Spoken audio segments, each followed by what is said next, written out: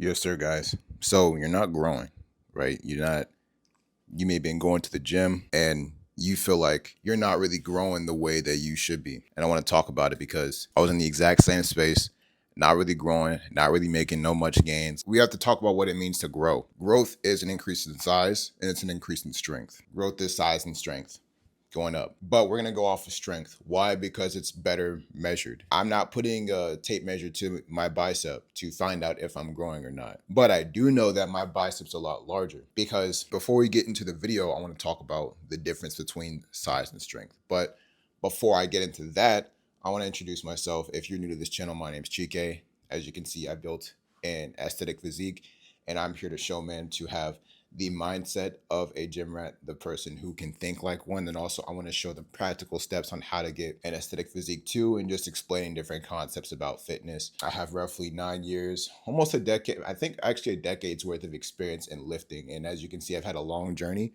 I made a lot of mistakes, but I've always stayed consistent because I just love hitting the gym. I love doing calisthenics, and I want to share with you all the knowledge that I've accumulated up till now. So stay tuned for a really important topic on why you're probably not growing, which is obviously why you clicked on the video. So size and strength, let's talk about it. Your muscle fibers, all right? Let's look at this dry erase board, this dry erase thing. Your muscle fibers, there's like little sort of fibers that are comprised in a muscle.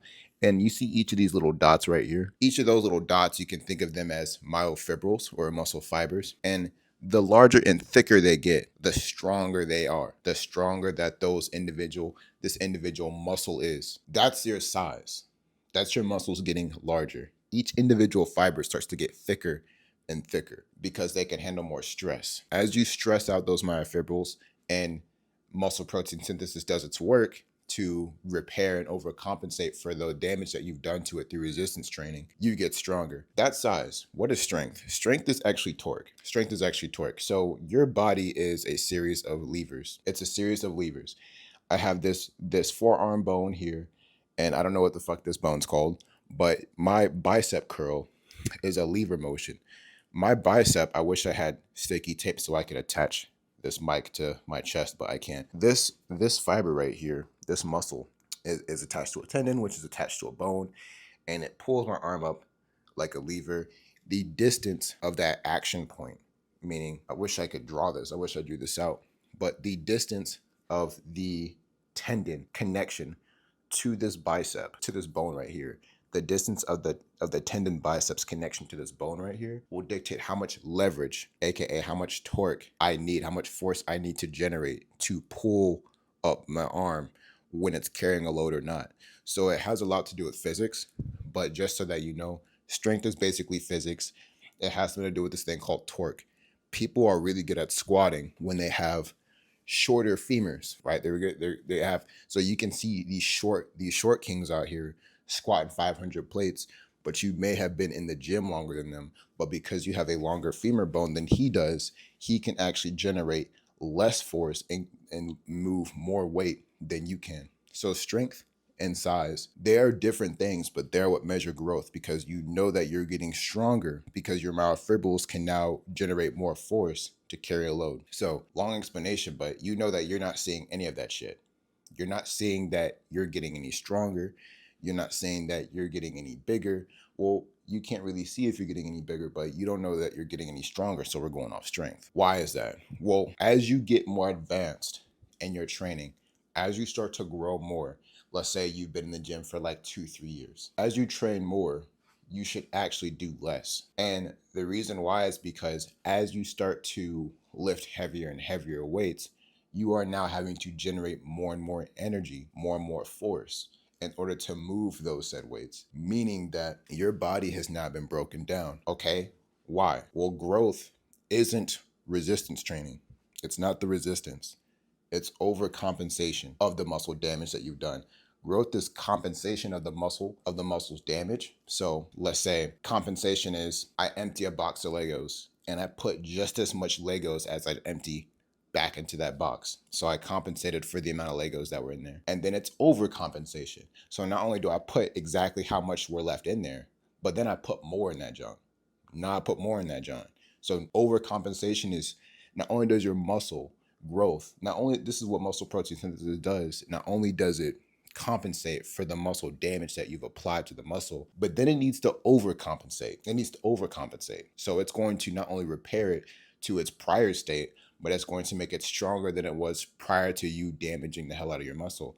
How do you achieve this overcompensation process? You bulk and you stay in a caloric surplus and you get your protein goals in, a gram per pound of body weight, in order to have more materials for your body to work with to overcompensate what it is that you lost. Being in a caloric surplus, it's obvious. You eat more, you add more weight, you add more mass. Don't really need to go into that, but we're going to dive into protein and why it's important to have your protein goals and just have a brief explanation of muscle protein synthesis, because you may think that you trigger muscle protein synthesis, muscle growth, by resistance training. That's actually not true. And you can see this evident when you watch movies. I forgot what that movie is, but it's about that guy in the Nazi prison camps. When you see people in the Nazi prison camps or death camps, they're doing physical labor. They're doing resistance training. It's not really training, it's resistance punishment. But they're applying damage to their muscles. They're not getting jacked. They're not getting swole. Why? Because they're malnourished. They don't have any nourishment. So if you are the type of person and you think that the more you train and the harder you train, the more your muscles should grow, you have to apply that same logic to people in death camps. You have to apply that same logic to them, because they train harder than anyone but they don't grow. It's how it is that you compensate. It's the protein and calories that you give. So what triggers muscle protein synthesis? Well, it's protein. When you eat protein, MPS is triggered. MPS is always happening. Even if you don't train, MPS happens. Why? Because you eat protein, specifically leucine. So there are a lot of different proteins are endogenous, I forgot to say it, but they're endogenous, meaning they're produced naturally by the body. There are 9 that aren't. I don't know all of them. I think it's like Theo9 and all these other things, but there's 9 different sorts of essential amino acids that make up a protein chain. One of them actually triggers MPS, one of those essential amino acids, and that's leucine. Leucine is what the body sees, and it's like, oh fuck, MPS, let's go, boss is here. So you need to get leucine protein. And I'm gonna talk about that in another video, but if you want leucine, eat animals, simple as that. You can get leucine from like plant proteins. Pea protein is actually considered the best, in my opinion, the better and the more effective of different plant proteins outside of rice and soy. But it's leucine. Leucine triggers MPS. MPS is exacerbated, it's enhanced with resistance training. So the more you train while you get your MPS and your caloric numbers to be in an energy surplus, the stronger you get. If you could hypothetically, I'm just speaking hypothetical here, this isn't proven or tested or anything. Hypothetically, if you could have an infinite amount of energy and calories and protein and you train as much as you want, you could hypothetically be as strong as you possibly can. But that's why people on steroids, they train as much as they want and they just get bigger and bigger because their body starts to metabolize food differently. But so I don't get off topic, you need to hit your protein goals and you need to bulk. You're not eating enough. That's the reason why. I know this video is pretty long. I hope that you're watching, but still, you're not eating enough. You need to make sure that you're in a surplus. You need to make sure that you're bulking properly and that you're getting the food and that you're getting the rest that you need. Because obviously, okay, you can probably only eat so much. So then how do you trigger overcompensation? You work out less. By working out less, you lower how much you're resistance training. You make sure that when you do resistance train, it's really, really hard. And then your body will overcompensate during the rest periods. That's how you get out of a plateau. And what I saw with myself was I would train 5-6 days a week and trying to eat in a surplus and I wouldn't grow. But then once I cut it down to 3 or 4, it was easier for me to maintain my caloric surplus. And then not only that, but my strength went up because I went to the gym less. Ignore that. I know I got like fucking deodorant. I know that's pretty gross, but I would see my strength just went up. My strength got fucking 10x. Also sleep. So sleep is really important because that's where muscle protein synthesis is kicked into overdrive. That's when your receptors for muscle protein, the 9 essential amino acids, are actually more effective. And this is why people say casein protein, I know I may be getting a bit off topic, is better eaten before sleep because people don't know that casein protein it's less digestible. That can be offset through sleep if you eat it before bedtime.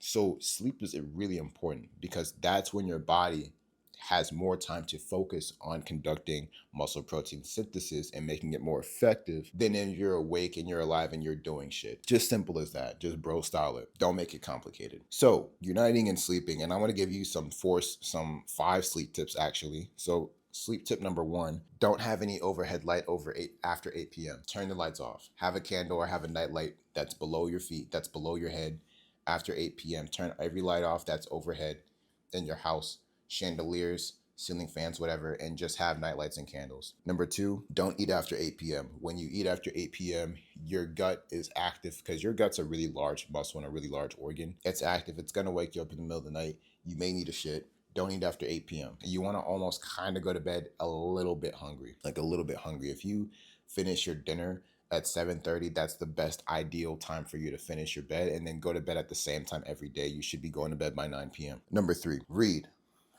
Get a book, get a light, read. Reading is the best thing that you can do before bed because you're learning and because your brain has to focus on something that's kind of boring for extended hours and you have to like lock in on reading like words on a page.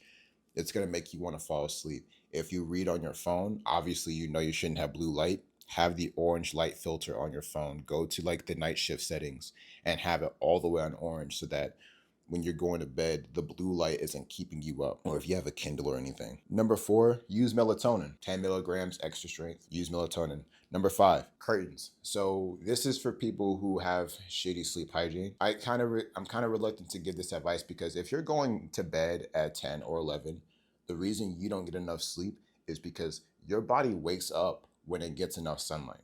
Because guess what? You're not nocturnal. I've dated girls in the past who tell me like they're nocturnal. It's bullshit. You're not nocturnal. When you touch sunlight, you're gonna wake up. If you work night shift, you should know better to have blackout curtains. My tip is have blackout curtains because if you can block as much sunlight as possible from coming in, your body can still think that it's still like bedtime. You don't want any ATP touching your skin to like wake you up. So those are my 5 sleep tips.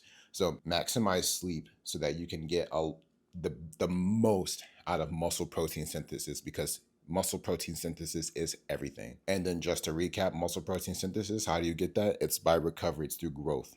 It's through actually allowing your muscles to overcompensate for what the hell they just did in the gym, for the pain and agony that you should be putting yourself through in the gym, and then allowing it to overcompensate. And then the last 2 tips that I'm going to go over, the last 2 reasons as to why that you're probably not getting stronger, you're switching your workouts too much. And the reason why this is bad is because you don't give yourself time to track your progress. You should be doing it for like a month, like at least 2 months of sticking to a specific workouts for specific muscle groups to see the growth in them, to actually see them get stronger and to get better. That's why. And then when you're confusing your muscles and you're putting them through different loads, you're not allowing your body to adapt to the movement. Because remember, strength isn't size. Like strength and size are different, but they are loosely interrelated. It's your body is levers. They get used to emotion. As you do get bigger, you do get stronger. You allow your muscle to develop in a familiar way. They get used to the movement. They adapt to how it is that you're moving, and then they start to focus on sending muscle proteins in those specific areas because you think that your body's like robotic. That's the thing. People think their body's robotic. They think, okay, if I train triceps in 3 different ways over a span of time, it's still triceps. It's going to hit the same. No, it doesn't. Your myofibrils are, what's the word? I don't want to say loosely, but it's like they're organic. They're fluid. They're organic. There's slight differences in how things hit with different workouts. You want to keep targeting the same spot over and over and over again to get the most out of the size. Whereas if you're switching too much, you're not allowing the same actual genuine set of muscle myofibrils in that same muscle group to actually grow and get the size that they need to get and get the strength that they need. So don't switch your workouts up too much. Don't switch them out too much because you need to see that progress within that workout. And then the last tip that I'm going to give is maybe you do need to switch your workouts more. If you're sticking to the same exact workout over and over again for like a year and you don't see changes, obviously you're a bit insane. You need to switch it up and try something different. You may need something fresh. But if it is working, then don't switch it up. Keep the same workout. Don't change what's working. And obviously, if it's working, you wouldn't have clicked on this video. I got a course, top link in the description. If you guys are interested in learning how to build your physique just like me, go ahead and click on the top link in the description. And if you want to learn more, go ahead and click on this video. I'll catch you in the next one. Goodbye.